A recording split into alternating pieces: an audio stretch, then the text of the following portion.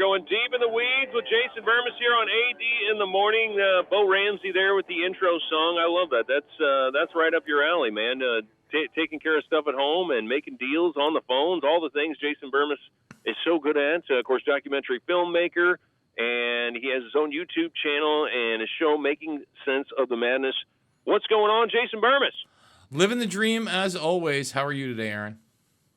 I'm pretty good. You know, side note, so a while, like years ago, probably 4 or 5, the local newspaper did a story on us, and I'm not a big, like, living the dream guy. Like, I don't say that very often. I know that's a common thing, but I happened to say it when they were interviewing me, you know, because I really am. Like, this is what I wanted to do when I was a kid, like when I grew up. And then I, like, had this whole normal life, and then this sort of just landed in my lap, which is weird. But anyway, that was the cover of the, you know, on the story. It was living the dream, and I was like, oh, I'm a cliche. But We're anyway. all a cliche. I wouldn't be too concerned about it. Yeah, you're right. You're right. So we were talking a little bit about some of the stuff in the news here in the last week, and one of the things I wanted to dive into was the marathon 3-hour interview Hunter Biden did with Andrew Callaghan, who is a guy that you were just on that show, what, a few weeks ago or months ago before Hunter Biden? So they posted a video that I confronted Andrew Callaghan on about, I don't know, it's probably like 2 or 3 months ago now. So maybe like 3 or 4 episodes before that. But in all honesty, that occurred almost 2 years ago. I think it'll be like 2 years ago, a week from now, over in or outside of Des Moines, Iowa. And essentially, you know, for those that aren't familiar with Callaghan, he kind of does this pseudo journalism, kind of Borat style. He even kind of admits that. And it's a lot of close-ups, it's a lot of zoom-ins, it's a lot of jump cuts.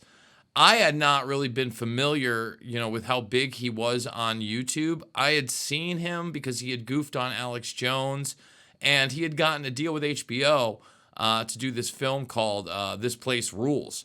So when I was at this conference, I saw him, and I didn't quite recognize him, but I knew him from somewhere. And eventually I figured out who he was. And then when he approached G. Edward Griffin, who I have the utmost respect for those not aware of G. Edward Griffin's work, he's the author of books like The Creature from Jekyll Island. He's been doing, documentary films and not only writing books, but doing big-time interviews. That Yuri Bezmenov interview that so many people post again, that was done by G. Edward Griffin. So I just kind of stepped in. I said, come on, man. You know you're here to goof on these people. And so we ended up talking. I wish that I had taped our entire interview, although I didn't think I came across too badly. You know, a lot of people were in my comments section saying this or that. And I'm like, well, if you actually watch the full interview, I actually did address that. So, you know, Callaghan's journalism is, I don't know, shoddy at best. Long-form stuff, however, like this, it is a little bit better. I always say this, if you're going to do that type of stuff, you really have to release the whole interview unedited, and that's something that I've done in the past with my documentary films. After the documentary gets released, I really do try to put out the interviews of these individuals unfiltered so that people can get a broader sense of what they had to say and understand that I wasn't deceptively editing anything. Right, and that's fair because obviously, well, we just had, the $16 million payout from CBS to Trump for them editing the Kamala Harris thing. I mean, this goes on. And, you know, in a documentary, it's normal. You're not going to show an entire interview. You're going to show snippets of, well, this is this and this is this as you got other stuff going on. So, makes sense. But, you know, bottom line, how much does the Democratic Party just want Hunter Biden to go away? I mean, this guy, and some of the stuff, I mean, language, like, wow, like he went off and he looked like he was a little fired up. You know, if you are trying to make the inference that he may have been on certain substances during sections Cocaine? of that interview, I don't know that you would be far off. Obviously, the big clip that's gone viral is the one where he's sitting there dropping F-bombs and essentially talking about El Salvador and our current immigration policy and the quote-unquote Maryland man. the problem with that is that I'm just so sick of those same tired, false arguments that there's all these jobs out there that Americans don't want to do, that it's only immigrants that cook our food and clean our homes, et cetera, et cetera. It's just a sad trope. And look, I'm not trying to demonize those that have come over to the United States to try to live a better life, but you don't have a nation without borders, and you don't have borders without immigration law. And, obviously our immigration laws and the enforcement of those laws have gotten continually worse. And I often argue, continually worse after we actually created the Department of Homeland Security and put them in charge. A lot of people, we hate ICE. A lot of people forget, ICE wasn't even a thing during my generation. We just had Border Patrol and Border Security. Right. So yeah, we're about the same age, so yeah. Yeah. So I mean, I get it, because those are the talking points of the party and of the day, and they're being utilized in that rah rah rah fashion. But does Hunter Biden have a political future? More than likely not. I can't see how, he talked about, if I were president, I'd be invading El Salvador. Well, that's insane. And it would be insane for you to be on a party ticket. He also talked about his father and the 81 million votes. Obviously highly skeptical of the 2020 election and the results. And although there's a lot of talk right now about Russiagate and possible indictments and Obama and treason, and look, all that stuff is legitimate. I tell people to read the documentation themselves. No one's going to prison there. And if you really do want to change the system for the better and the infrastructure, you have to kind of go full force right now at the 2020 election to go after things like the voting machines, the loopholes with mail-in ballots, etc. And I don't see any real effort to do that. So to me, that's extremely problematic as well, Aaron. Absolutely. And I think, like I said, they came out with the slogan, too big to rig. Pretty much, if it's close, I feel like there's definitely an opportunity for manipulation when it comes to elections. I feel like one that I remember very well is W and Al Gore.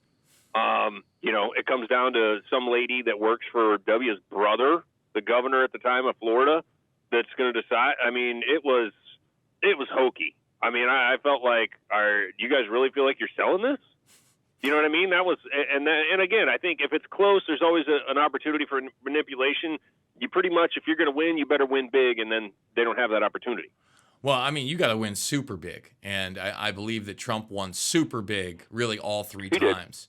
And that's the main issue. So you're talking about the hanging chads and Florida and the 2000 election. What's really sad about that? I forgot about the chads. Well, you had physical ballots there, and at least they were counting the physical ballots. And, it came down to I think, less than 100 votes, like a dozen times that they had counted and recounted those ballots and what was qualified and what was disqualified. That really set the stage for the modern day corruption.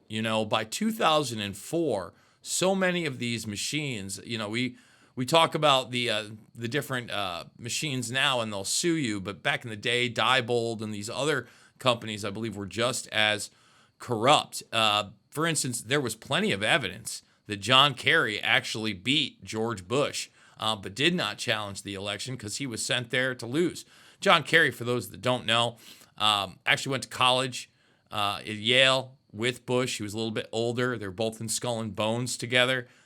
They were distant cousins on both sides of their heritage. So these are, blue bloods. A lot of people also forget that back in 2004, Howard Dean was really the front runner. And then the media made this circus when he lost the first primary, and he said, yeah!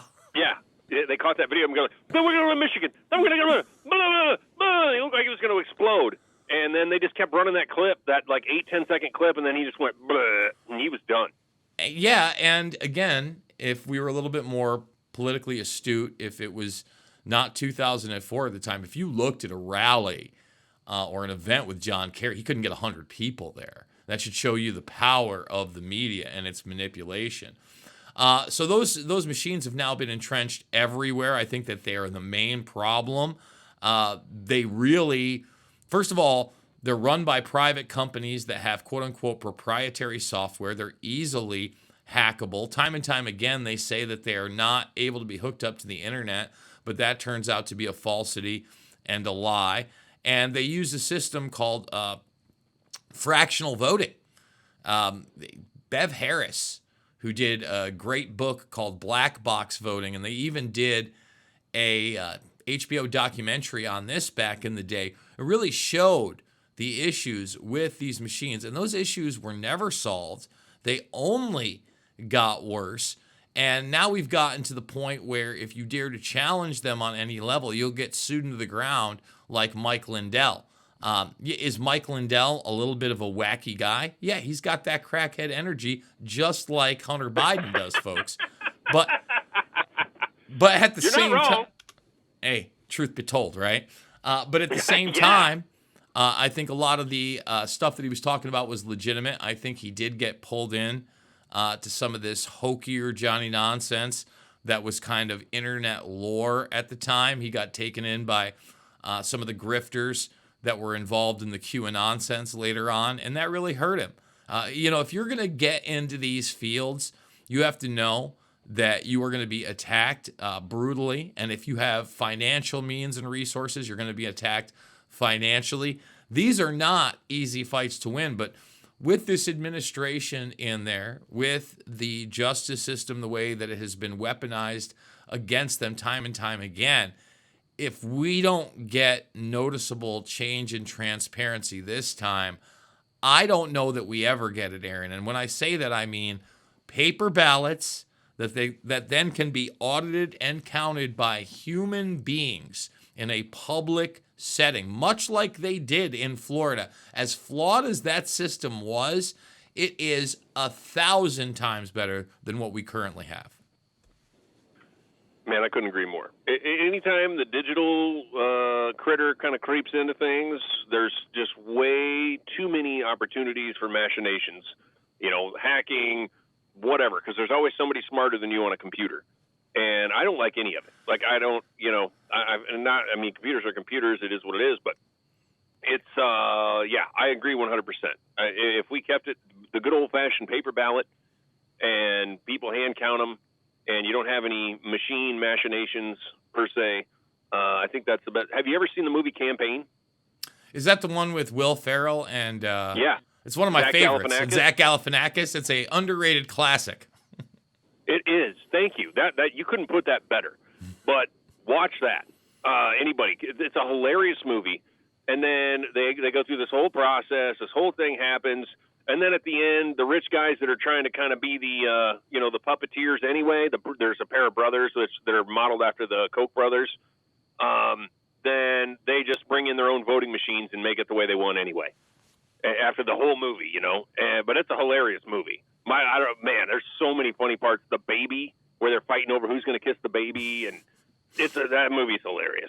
Underrated classic. That you are spot on. It is a great movie. And look, during that time period, as a culture, just like I was talking about, HBO was doing documentary films on this. I remember in 2008, I'm a huge Simpsons fan, when they did their Treehouse of Horror Halloween episode, the opening was Homer going to vote with the machines and continually trying to vote for Barack Obama, and the machine continually voting for John McCain. See, that's the goof in the perception that it's only the Republicans that are evil and there's no vote rigging on the other side or vice versa. You shouldn't trust either side of the aisle. And once again, putting our voting systems into the hands of privatized companies that cannot be audited is one of the most insane things we have done as a society. Yeah, 100%. Well, you brought up The Simpsons. There's still the argument that Matt Groening is maybe some sort of time traveler. But you debunked some of this when we had you on in the studio one time. I mean, as a huge, I mean, The Simpsons is still probably my favorite show of all time. I think I'm about 2 seasons behind now because I actually went on a run where I hadn't watched in 5 to 7 years, but in the past like year or so, I caught up on it. There were some cringy moments. Look, when you throw that much against the wall, they've got the Harvard writers. They certainly are able to pick up on trends. But this idea that they've predicted the future again and again and again, people are going to see what they want. It's almost like a Rorschach painting. At the same time, is there some spooky stuff? I still remember the New York City episode where they actually go to the World Trade Center and Bart has this magazine for New York that's $9.11. Yeah, that's pretty odd. Do I think, one of the writers of The Simpsons or one of the artists had inside knowledge of 9/11? No, I don't. I guess they're fun, right? Like a lot of people like to, when we talk about getting deep in the weeds, they're in it for the entertainment value, right? They want to go check out the Mandela Effects online rather than to get into the deep geopolitical arena that I think is far more important. Right. Well, it's funny. We brought up the Mandela Effect the other day on the show. I couldn't remember what it was called, and Joe remembered and sent it to me. But we were talking about something. Well, and then I said Bernstein Bears, and that's like the big one because of the Berenstein versus Bernstein and that whole thing. But anyway, that's a whole nother rabbit hole. I mean, again, with those type of things, they're fun. I mean, the Bernstein Bears, they were huge as a kid. You know that. Back in the day, when you had like less than 12 channels, a Bernstein Bears cartoon that might come on, once every 4 months on a weekend was a big moment because obviously the books were everywhere. They were in the schools. When you went to the doctor's or the dentist's office, those were usually the books that were there. But at the same time, is it Bernstein or Bernstein? I just don't think that we're in the multiple ripples of reality that CERN has ruptured and changed everything. Right. How the hell did we start with Hunter Biden and end up on the Bernstein Bears? It's just kind of how we roll, Aaron. Yeah, I guess so. We are deep in the weeds with Jason Bermas here, as we're doing every Friday from 9 to 10, brought to you by River City's Reader. And, to cap this little Hunter Biden discussion off, I think, like I said, everybody just wants him to go away. Anybody from the Democratic Party is like, oh, no. Like, oh, gosh. Oh, please don't. Oh, no. And, he looks high as a kite. He acts erratic and crazy. We still don't know. Nobody ever did come out and say who that cocaine at the White House belonged to. So the guy's on drugs. He's, I don't know, off his rocker is what comes to my mind. Especially now that his dad's out of office and kind of went out in a shameful way. And, angry. Very angry. I mean, I think the bigger story is the fact that not only is father out of office, but was he ever really running that office in the first place?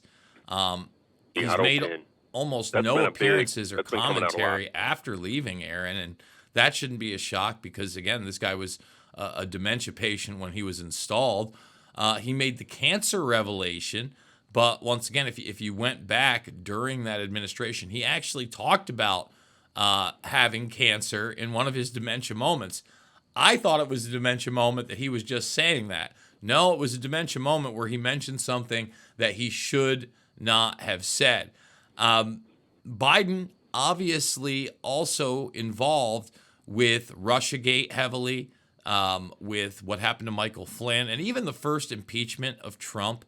Aaron, if you had told me when I was reporting originally on the fact that Hunter Biden, in front of the Council on Foreign Relations, at a filmed event that people can go still watch on C-SPAN to this day, sitting up there with Richard Haass, who was the president of the CFR, bragging about a deal being cut with Ukraine for $1 billion, going there and saying, I've got the billion, but have you gotten rid of this prosecutor? And the prosecutor was the one that was investigating his son and John Kerry's kid, by the way, okay, during that whole Ukrainian Burisma energy scandal. And he demanded that person be fired. he said they weren't going to fire him, the Ukrainian guy. He goes, well, then you're not going to get the $1 billion. He brags on camera that he's got his plane leaving in about 6 hours. And lo and behold, he goes, son of a bitch. He fired the prosecutor. Now, somehow, some way, that situation where Trump ends up on the phone with Poroshenko, the leader of Ukraine at the time, asking him to investigate what they were already investigating, and if that he didn't, he would be withholding aid. If you had told me that was going to get him impeached, I couldn't have believed it. I mean, that is just such cartoon level that one guy literally admits to and laughs about a crime that is covering up the crime of his son. And then the crime is then passed on to the president of the United States, who wants that crime investigated. That's how far we've come. I mean, that we are in a world where the criminals are able to weaponize the quote-unquote justice system against those that would have them investigated. Yeah. Yep. That's right. That's kind of makes your head spin around, doesn't it?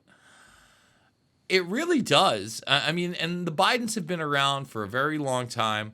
Obviously, if you take a look at Hunter, he was never really groomed to be in the political world. That's why Beau Biden was the one that did get into the political arena. For those that don't know, obviously, Beau is no longer with us, died of brain cancer. Beau was also the one that was in the military. Hunter didn't seem to have a problem, having a relationship with his dead brother's wife right afterwards in short order. And I will just say that there are things on that laptop that suggest that he did much worse things to a much younger family member. Oh, gosh. Well, Hunter seems like he was more groomed to make the backroom deals and not be the political face. He was going to do the dirty work and, take the mud on his face, which he does. But anybody, you haven't happened to look through that Hunter Biden laptop, have you? I have seen a lot of the Hunter Biden laptop. I know the stuff that really got, play in the media was the smoking crack, or the hookers. Crackhead energy. I love that. I'm going to use that, by the way. That's great stuff. Well, let me just say this. One of the things that was largely overlooked in that laptop, but reported on, is you know how you sync your iPhone to your laptop and it's got your iCloud and all your contacts in there. Do you know what Hunter Biden had his father's phone number in there as? I don't. Pedo Peter. That is not a joke. Yeah? That's what he had his father's number in his phone as, was Pedo Peter. What does that tell you? Does that tell you that he's got a great relationship with his dad?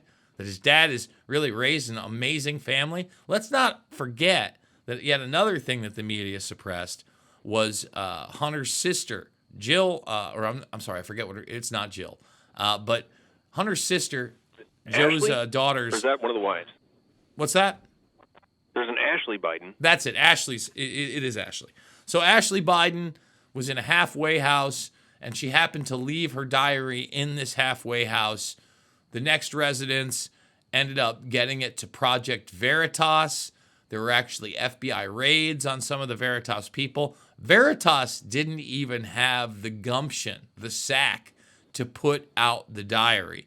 Instead, it made its way around, and an outlet called National File put out the diary. And in the diary, Ashley Biden talks about not only remembering inappropriate showers with her father, but talks about her cousin and how she feels like her and her cousin may have been molested, and that's why they're so over-sexualized. Oh, jeez. Yikes. Oh, man. It goes deep, doesn't it? Goes deeper than most know. And the thing is that, look, it's not like I'm coming up with these news stories out of nowhere. It's not even like I'm just, citing sources that are not mainstream or documentation that isn't available. It's just that you don't see these as the headlines or the mantras of the mainstream media outlets, whether it be print or on television or even online.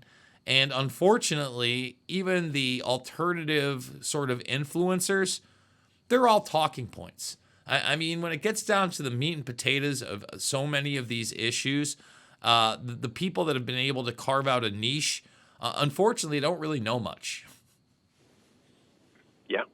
Yeah. Well, and that's why I like talking to you, because I feel like you read everything and then you like flip it over and read it backwards.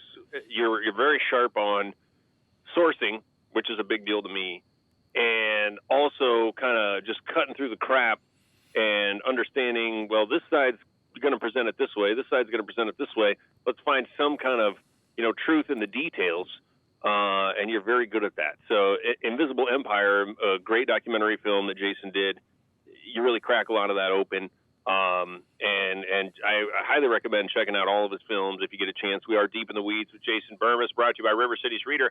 Let's switch gears quick here, because I really got a problem with bioengineering of weather. I don't like it. I feel like what we just had happen in Texas, that tragedy. So 2 days before, a company had done some cloud seeding in San Antonio, which was only 150 miles away. And of course, we didn't have anything to do with that. We didn't have anything to do with that crazy storm that no one's ever seen, that wiped out all these people and rose the river 26 feet in 2 hours or whatever it was. No, why would we have anything to do that? Well, because you're cloud seeding, and that's what cloud seeding does. And it creeps me out, Jason, that this goes on and that no one really talks about it. There's very little, the government's not explaining anything. They don't even want to talk about it. And for a long time, it was just a few different countries that were doing it. Now we've got companies doing it for said countries. And I don't know, man. It just makes me nervous. I bring up the derecho thing a lot, how it happened, and then exactly 1 year later it happened again. And are you seeing any more news on this? Have you seen anything that I haven't seen that it can explain any of this stuff? So geoengineering to me is a rather broad topic. And, you mentioned cloud seeding, right? And cloud seeding to me is just a very small part of what is actually happening with geoengineering. We have been manipulating the weather on some scale, not only through aerosolized sprays, solar radiation management, but even electromagnetic fields and programs such as HARP. And anybody can look this stuff up. Alex Jones, way back in the day, I think his name was Livingston. It might have been Ed Livingston.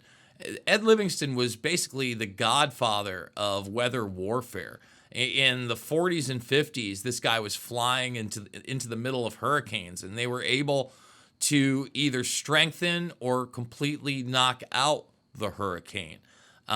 They were able to use aerosols to not only spray certain particulates, but dim certain areas for cover, et cetera, et cetera.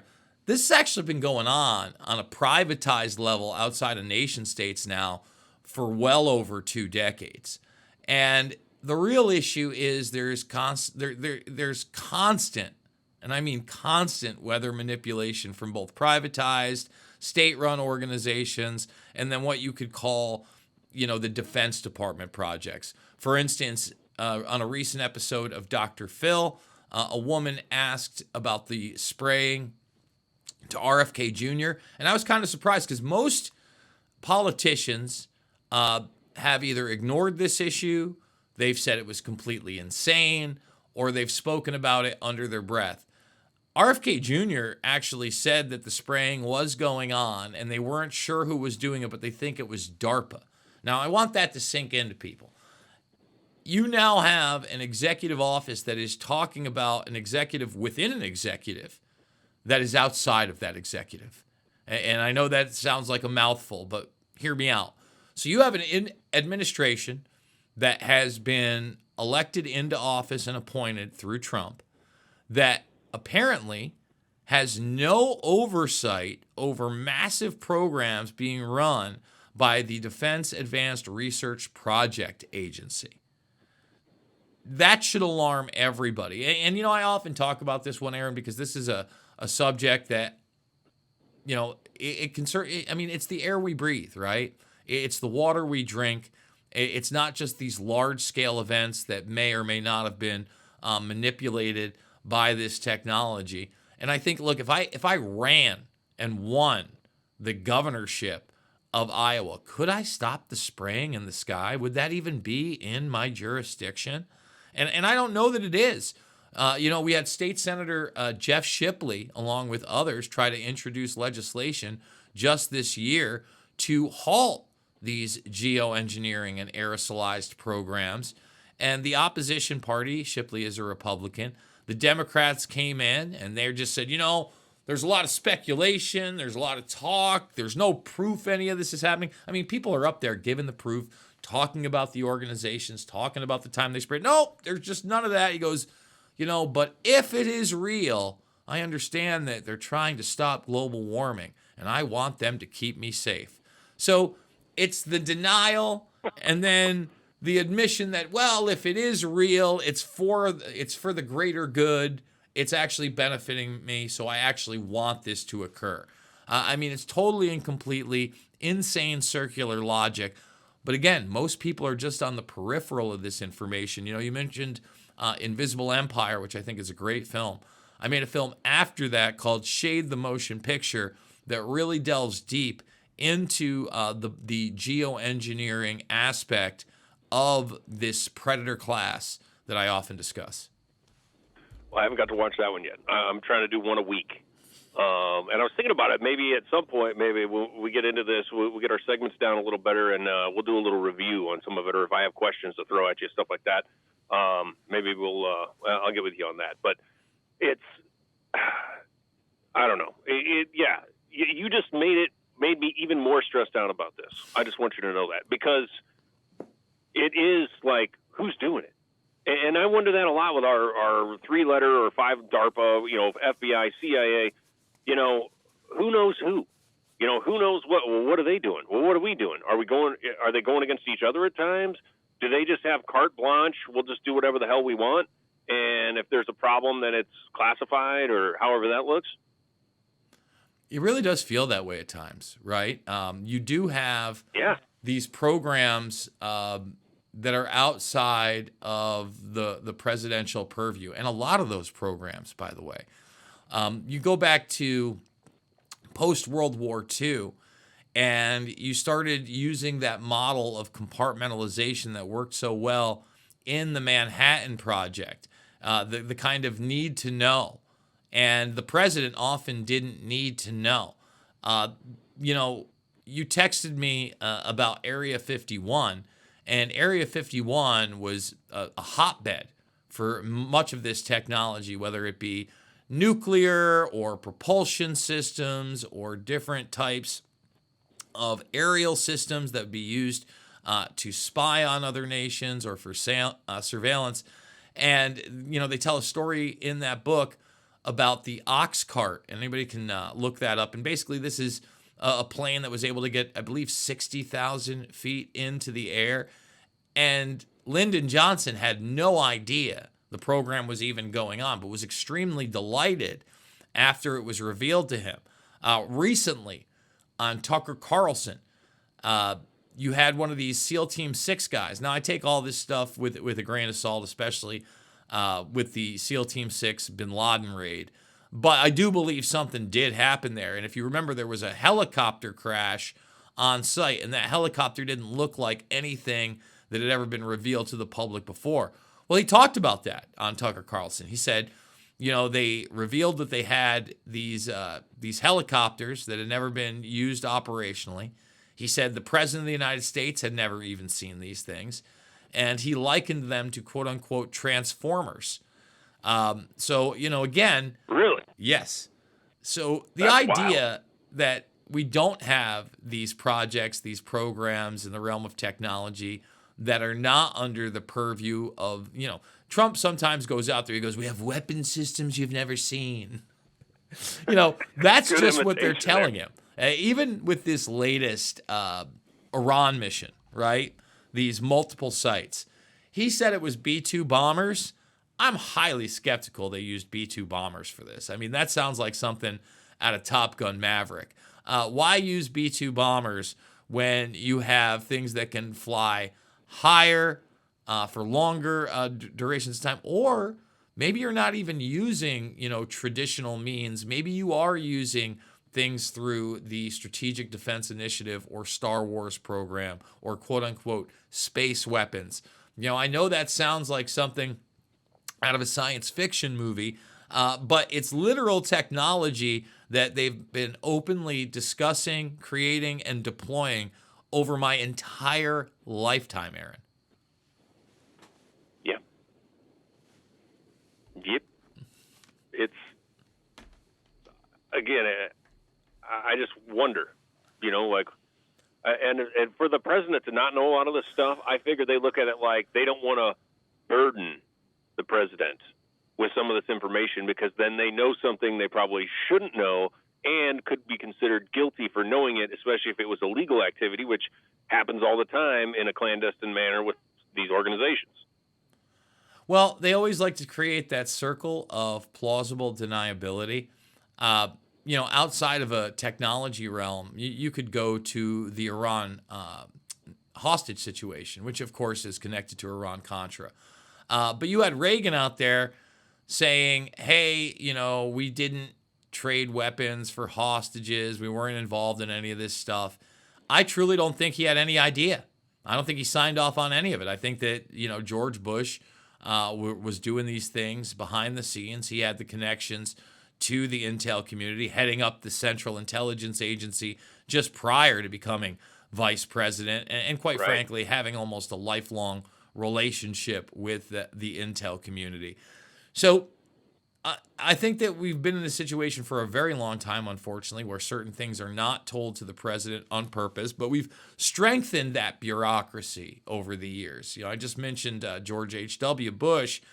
It was really during the Reagan and then the Bush administration where they strengthened the continuity of government program, which a lot of this stems out of. And they were able to take those executive powers outside of the presidential office and put them into black sites, into covert operations, into classified technology, really under this guise that we were in this more dangerous world, and it wasn't just nuclear attacks, but so much more that could turn our government upside down and on its head. And that's where, people love talking about the deep underground bases now. That's a real thing.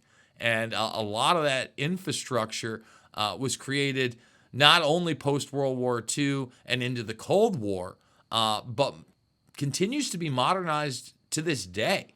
A lot of people forget that Elon Musk also owns the Boring Company. If you even remember what the Boring Company is, you probably associate it with that ridiculous flamethrower that he sold. No, that company is building and facilitating underground bases for the U.S. government and its government contractors. So this is something that continues to this day, Aaron. Oh, yeah. Would you like a Pepsi? I'm a Coca-Cola guy. Us. Oh, you're a Coca-Cola guy. Okay. Well, that was always one of my favorite parts of Spies Like Us, which I've probably seen like 30 times because it used to be on like regular TV on like Sunday mornings. They'd have Spies Like Us on. Man, it was a good one. But yeah, they got one of those black ops operations down below an old drive-in in the middle of the desert, and you walk in and would you like a Pepsi? And then they dropped in like 4,000 feet into the ground or whatever. It's funny to me, like getting a chance now to start talking to you more. You know more about George H.W. Bush than I think you put out there, or you have suspicions of, because he kind of had his hands everywhere. He was in Dallas the day Kennedy got shot. He was the one briefing other people on what happened. And we know there was probably another gunman. Just makes my eyebrow go up a little bit. Then he's running the CIA and kind of just fields right into the vice presidency. And I don't know. We might have to deep dive on H.W. Bush here one of these days. Yeah, you're discussing a lot of the stuff that I put into Invisible Empire and New World Order Defined. After I get into the Iran-Contra segment and I show this network that reaches not only from Iran-Contra, but into the Bin Laden network and BCCI banking, a banking organization most people are not familiar with at all, the Bank of Criminal and Cartels International. But at the same time... What? Wait. There's a bank for criminals and cartels? That wasn't its actual name, but it was BCCI, so they gave it the acronym. I was like, wait a minute. Yeah, okay, sorry. I just had to make sure my brain was catching what my ears were telling me. So BCCI actually ended up having a bunch of its executives arrested, and when they started delving into it, it was not just Iran-Contra, it was the Mujahideen, it was Bin Laden, you name it.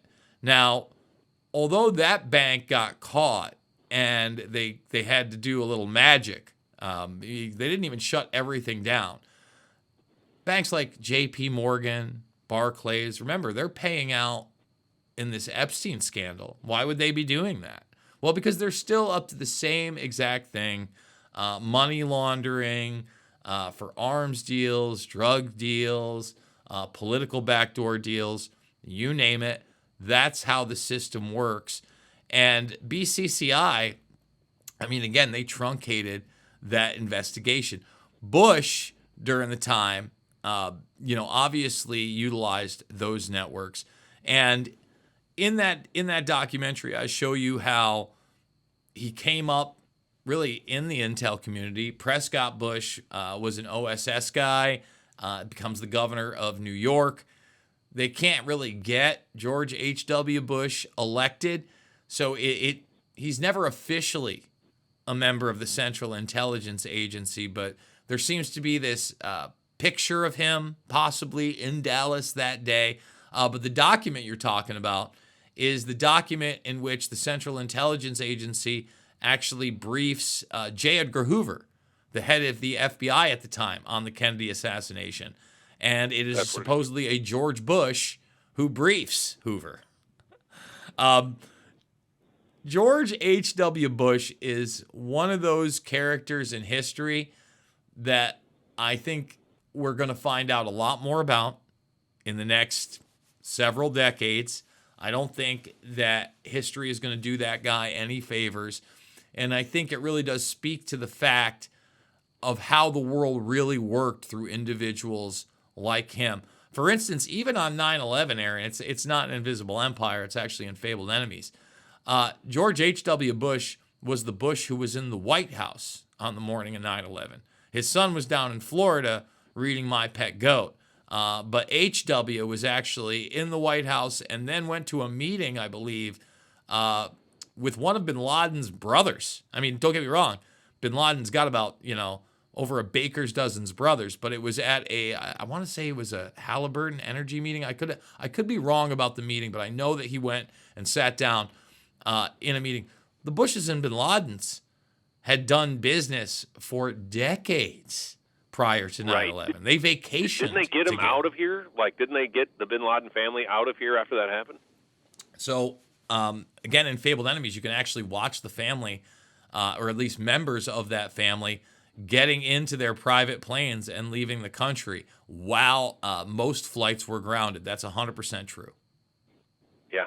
I got to watch that one. Yeah, I got to digest all your movies, so I got all the background information in my own head, at least what I can remember, that's swimming around between all the malted hops. But, it's I highly recommend everybody, you get a chance, check out some of Jason's documentaries. Get your brain going, man. That's for sure, and that's why I love talking to you. We are Deep in the Weeds with Jason Bermas, brought to you by River City's Reader, and we're running out of time here. We got about 15 minutes left. Let's talk about Area 51 a little more, if you don't mind. Yeah. Or Homie Airport, as they call it. The thing that really gets me about Area 51 is, as soon as you say it, almost immediately, I would say that there's this visualization in people's brains of gray aliens, or what we think gray aliens look like.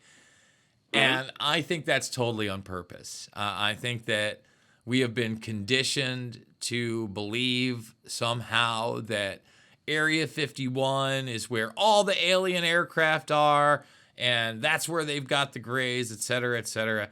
I don't know that any of that's true. I am highly skeptical of everything alien, especially in regards to Area 51, Roswell, you name it. Annie Jacobson has done just an amazing job of dissecting at least what we publicly can know about Area 51 these days, as a lot of the work was done through Lockheed Martin and contractors. That's where, the Silverbird comes from. I already mentioned the Ox Cart. But, those programs that were post-World War II, they've kind of dismantled Area 51. Who knows how many more of these sites they have. That had been going on all the way through the late 90s, early 2000s.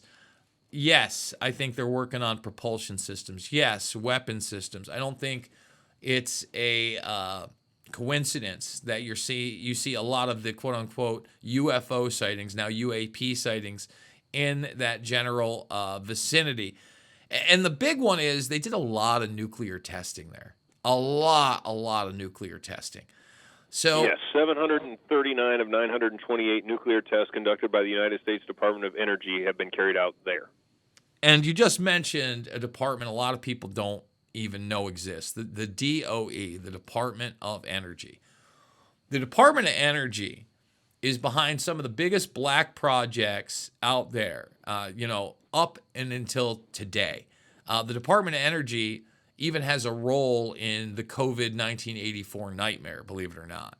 When I was talking to Andrew Huff, who was the vice president of EcoHealth Alliance, and for those that don't know, EcoHealth Alliance is the privatized company with the gain of function on basically what was a U.S. project. A lot of people like to talk about Wuhan, China. Well, this project started in the United States. It started at Chapel Hill. It started at institutes in New York and through the Department of Energy itself. Even during the Clinton administration, Aaron, when they had to come out with this large report of government human experimentation, all right, where they had done horrific things not only to military members, but civilians and people in prisons without their knowledge or consent. Again and again and again, the Department of Energy is mentioned. So when you're talking about nuclear power, you're talking about a plethora of things. You're talking about weapon systems. You're talking about energy. You're talking about managing the experimentation that goes along with that, et cetera. The Department of Energy is key, and they kind of work hand in hand at these black sites like Area 51. So to me, Area 51 has been kind of made into this cartoon where everybody's like, that's where the aliens are. That's where the aliens are. No, that's probably where alien storage. Yeah. Well, not only the propulsion systems, but probably some human experimentation that's going on in there. Are you aware of what a chimera is? Yes, Chimera. Some sort of isn't it? Sounded like mythology. It's a human with some extra stuff going on, some animal stuff. So, kind of. So yes, like it does go with that kind of Greek mythology motif, but essentially, other than being an awesome metal band, Chimera is when you take the genetic material of one species and you splice it with another species. So it doesn't necessarily have to be human, but okay. We have had human chimeras now openly discussed via universities, even the gestation process for decade upon decade. I can only imagine what they have done underground and in black sites with this type of technology to create super soldiers, to create different types of biological materials. I mean, I'll just say this. I can probably not even imagine what has been done behind closed doors. But getting back to Epstein, just in a roundabout way, Epstein was doing that type of experimentation on his islands, not island. He had multiple islands. Again, Bannon is sitting on supposedly 15 hours of videos with Epstein When he asked him about the island, he said there were islands, and he said, islands of Dr. Moreau, and he said yes. And Dr. Moreau is that story of this guy doing genetic experimentation and creating these animal-human hybrids. Mm-hmm. Yeah, that was, let's see, was Brando was in the movie, wasn't he? Yeah, although a lot of those scenes that you think are Brando. Val Kilmer, maybe? Yeah, no, it's a Brando movie. It's a disaster of a movie. It's like it's not a good movie. Well, the Brando character, like over half the time on camera, isn't even Marlon Brando. It's some other guy. Brando was tired. I'm going to take a break on this one. You be me, buddy. Yeah, not a great movie, but yeah, I know the concept of what you're talking about. Yeah, and even The Simpsons parodied that one of the better parodies, also in a Treehouse of Horror episode. See, you get it all here, folks. You get the geopolitics, you get the conspiracies, and you get the pop culture. There you go. It's a mishmash, a good time, every time, for sure. So,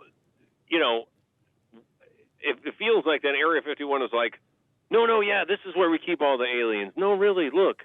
While over there behind the curtain, you really see what's going on. I mean, from not only weapon systems, but energy systems that could empower humanity. I think those are the type of things that are going on.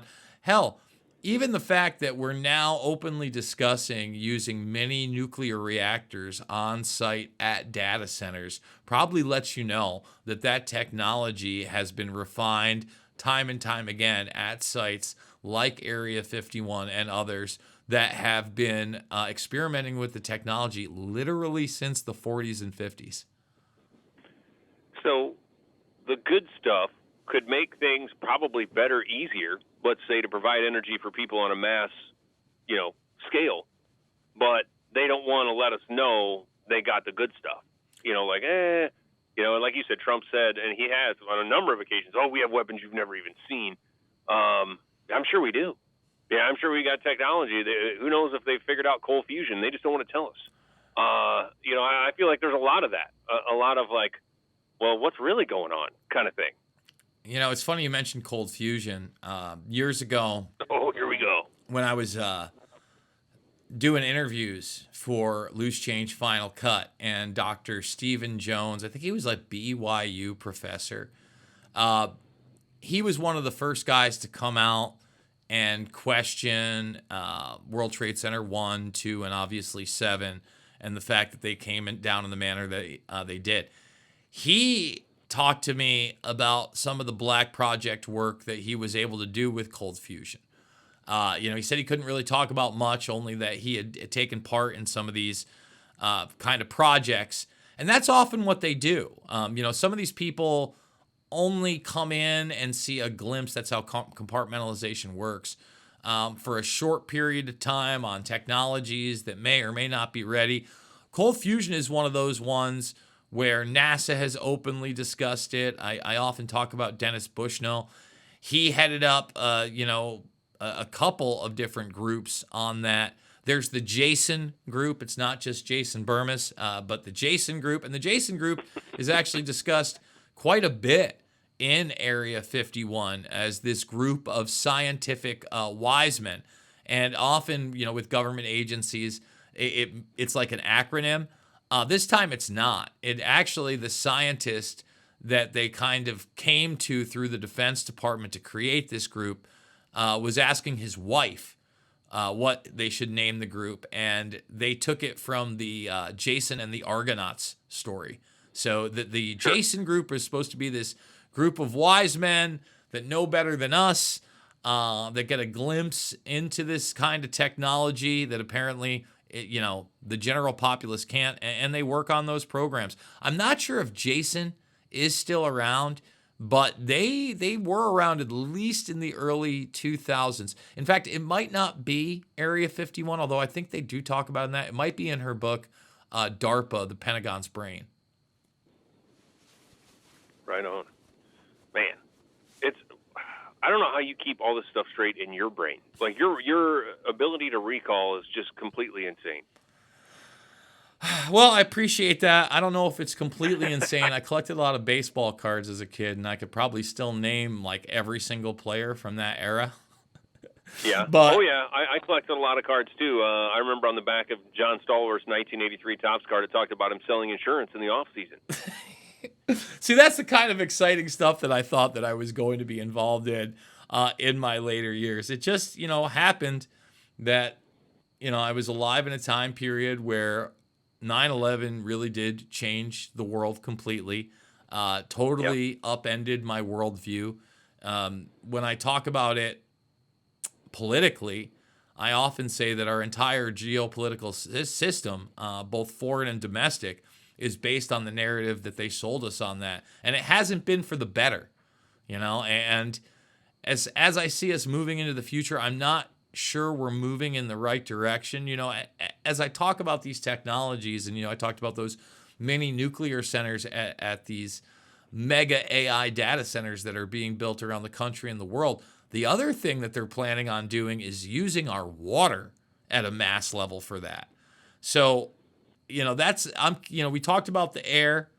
The water is going to be just as important in the next 5 to 10 years because these data centers are going to take massive, massive amounts of water to cool them down. And if in fact they utilize nuclear power, folks, nuclear power only, is used to actually create steam, which creates the energy, which you need water for.